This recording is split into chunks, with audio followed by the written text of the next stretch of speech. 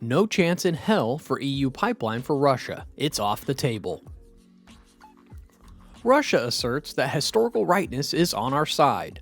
In his speech at midnight on New Year's Eve, Putin declared that moral, historical rightness is on our side. The gas pipeline in central Russia that carries gas from the Russian Arctic via Ukraine and onto Europe is currently broken. This comes after the significant explosion on December 19th. Following a New Year's weekend that saw dozens of Russian airstrikes that claimed at least 5 lives, a new aerial attack on Kyiv was launched on Monday. According to the city's police chief, one of the Russian drones that was shot had the phrase Happy New Year scrawled on it in Russian. The pipeline, near the town of Kalinino, was undergoing routine repair when the explosion occurred, according to the emergency ministry for the Chuvashia area. It is roughly 150 kilometers, or 90 miles, west of the Volga-region metropolis of Kazan. This caused a gas flare, which has been extinguished. However, the gas flow in the Urengoy-Pomary-Uzhgorod pipeline segment was apparently stopped at 10:50 GMT.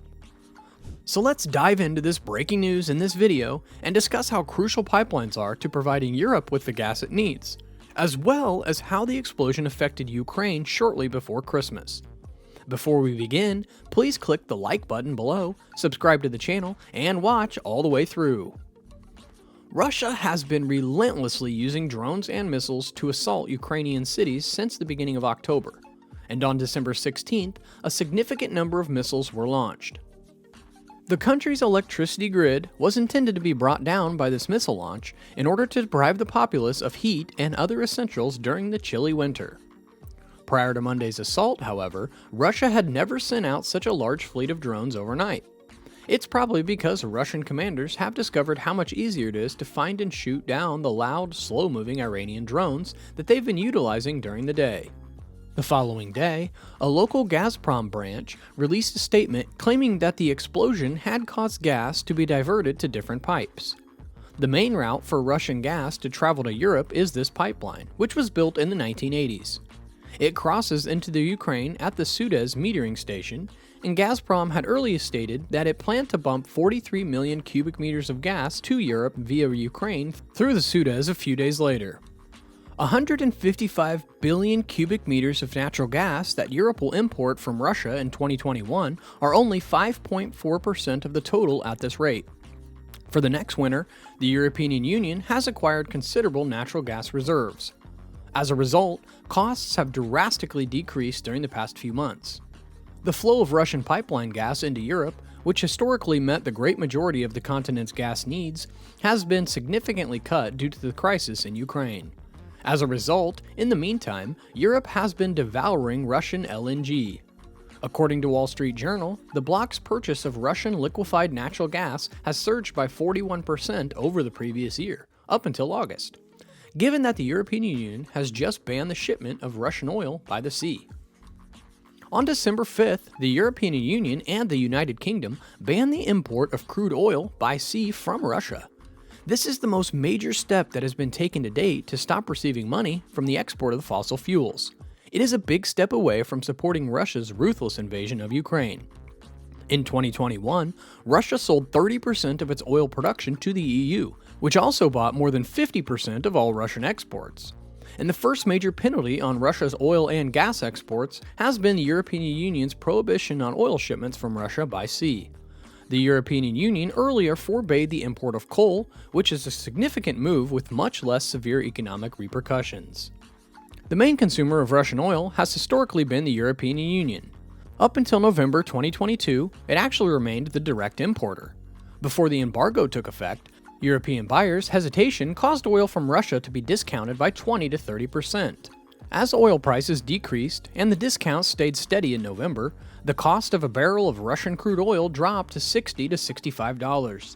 Because the ruble is so strong, this implies that the price in rubles has fallen to its lowest point since the 2020 COVID-19 shock. Due to its resource extraction taxes and export tariffs, about $50 per barrel goes directly into the Russian government's coffers. To reduce the price of oil to $60 per barrel, the G7 and the European Union have announced their intentions to adopt price controls. And Russia will be obligated to quickly cut its charge per barrel if this price level is successfully enforced. By swiftly lowering the cap, Russia's tax revenue can be decreased.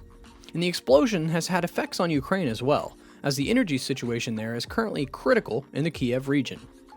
Russian drone and shelling operations reportedly caused a significant portion in the regions surrounding Kyiv to lose electricity, according to the Ukrainian government's electric company. In the nation's capital, where less than half of consumption expectations are satisfied, the business stated that delivering key infrastructure was a top priority. The company added that it is anticipated that certain machines will be powered on. This will reduce the capital's power deficit, increase the grid's coverage area, and enable a slight improvement in power reliability. The electricity grid in Ukraine is vulnerable to more Russian attacks, according to Prime Minister Denis Shmyhal. Additionally, it was reportedly preferred by Russian officials for Ukrainians to observe Christmas and New Year's in silence. Although repairs are being made, the Prime Minister said that during a meeting that the situation is still quite perilous. He claimed that there was a serious energy shortage despite the fact that 10 thermal power plants and 8 nuclear power plants are in service. According to him, Russian terrorists would do anything to ensure that Ukrainians didn't have electricity on New Year's Eve. And they appreciate the idea that Christmas and New Year's Eve will be spent in darkness in Ukraine. He therefore thinks that Ukraine should get ready for additional strikes for this reason. Since Russia's invasion of Ukraine in February, numerous attacks have targeted the country's vital infrastructure.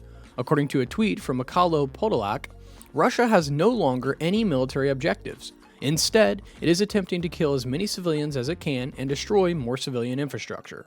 A slaughter war. Mikhailo Podolak is a Ukrainian politician serving as the advisor to the president of Ukraine, Volodymyr Zelensky, in 2022. In Ukraine, attacks that harm people are regarded as war crimes. 80% of the area was still without electricity 2 days after the Russian drone attack, according to a Ukrainian official, Oleksiy Kuleba. A 13-year-old child was seriously injured on Saturday when Russian military shelled the village of Nadespranke, which is located outside of Kherson in southern Ukraine. Then it struck the hospital, destroying the windows, and the boy was laying there in intensive care. Governor Yaroslav Yanushevych said on the messaging app Telegram, "What did the 13-year-old youngster do to these inhumans that tried to kill him twice?" The Kherson hospital was damaged by Russian assault, which also left the city and its surrounding communities without electricity. He also made it clear that every new round of enemy fire would make repairs more challenging and time-consuming. Kyiv receives less than half of the electricity it requires, according to Urengoy, the company in charge of maintaining the nation's electrical infrastructure. The capital subway system temporarily stopped running during the morning rush hour because of the unstable power supply. Additionally, the provision of heat, water, and telecommunications is frequently disrupted when power is lost. A few homes have reportedly had their water supply restored, according to Kyiv's mayor, Vitaly Klitschko. According to the Prime Minister, there are plans to triple the number of invincibility ports, and people can access amenities like running water, electricity, and the internet in places like these.